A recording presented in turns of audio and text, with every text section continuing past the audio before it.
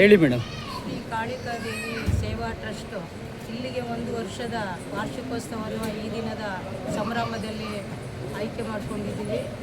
ಈ ಸೇವಾ ಟ್ರಸ್ಟು ಅಭಿವೃದ್ಧಿ ಆಗಬೇಕು ಅಂತನ್ನೋದು ನಮ್ಮ ಒಂದು ಇಚ್ಛೆಯಾಗಿದೆ.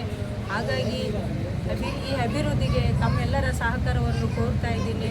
ದಯವಿಟ್ಟು ಎಲ್ಲರೂ ಸಹಕರಿಸಬೇಕೆಂದು ಕೋರಿಕೊಳ್ಳುತ್ತೇವೆ. ಈ 2 ದಿನದಲ್ಲಿ ಏನೇನು ಕಾರ್ಯಕ್ರಮ ಇದೆ ಮೇಡಮ್?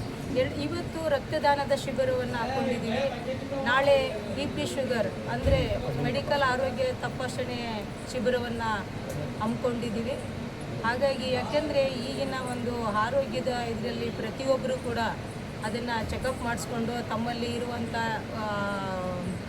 ಆರೋಗ್ಯದ ಬಗ್ಗೆ ತಿಳುವಳಿಕೆಯನ್ನು ತಿಳ್ಕೊಳ್ಳಿ ಅಂತ ಹೇಳಿ ನಾವು ಈ ಶಿಬಿರವನ್ನು ಹಮ್ಮಿಕೊಂಡಿದ್ದೀವಿ. ಹಾಗಾಗಿ ಒಳ್ಳೆಯದಾಗಲಿ ಅಂತ. ನಿಮ್ಮ ದೇವಸ್ಥಾನದ ಬಗ್ಗೆ ಹೇಳಿದ್ರೆ ಏನು ಹೇಳಕ್ಕೆ ಇಷ್ಟಪಡ್ತೀರಾ ಮೇಡಮ್? ದೇವಸ್ಥಾನದ ಬಗ್ಗೆ ಹೇಳಬೇಕು ಅಂತಂದರೆ ನಮಗೆ ದೇವಸ್ಥಾನ ಅಭಿವೃದ್ಧಿ ಆಗಬೇಕು.